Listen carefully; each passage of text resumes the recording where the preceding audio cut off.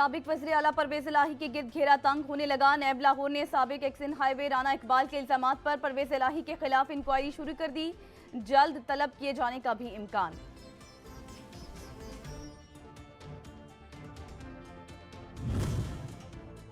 मुस्लिम league नून की senior नायब सदर और चीफ ऑर्गेनाइजर मरियम नवाज ने कहा कि मुल्क और अवाम के मसाइल हल करने की अपनी तारीख एक बार फिर दोहराएंगे।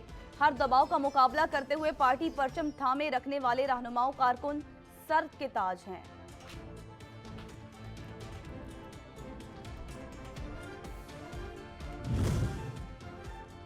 तर्जुमान मुस्लिम लीग नून पंजाब उस्मा बुखारी ने कहा कि अदालती तारीख में कभी इतनी मोहलत किसी को नहीं मिली जितनी इमरान खान को मिल रही है। इमरान खान अदालत में पेश नहीं होते, उन्हें घर बैठे जमानत मिल जाती है। इमरान खान का प्लास्टर कभी उतर जाता है, कभी चढ़ जाता है। इमरान खान चाहते हैं कि जो कह दें कि वही कानून इस मुल्क में चलाया जाए।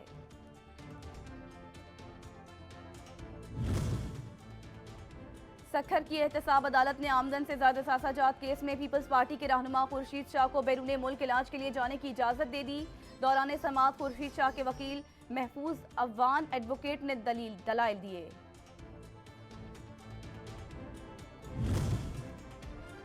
अमीर जमात इस्लामी कराची हाफिज नईमुर रहमान ने कहा कि 11 यूसिस के इंतखाबात क्यों नहीं करवाए जा रहे।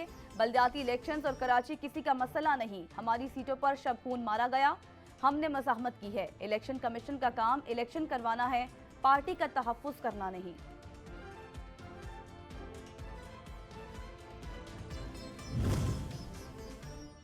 ट्विटर ने भारत में 3 में से 2 दफातर बंद कर दिए। भारतीय मीडिया के मुताबिक दारुल हुकूमत नई दिल्ली में और मुंबई में वाक़ई ट्विटर दफातर बंद किए गए। इन दफातर के अमले को घर से काम करने के अहकाम दिए गए हैं।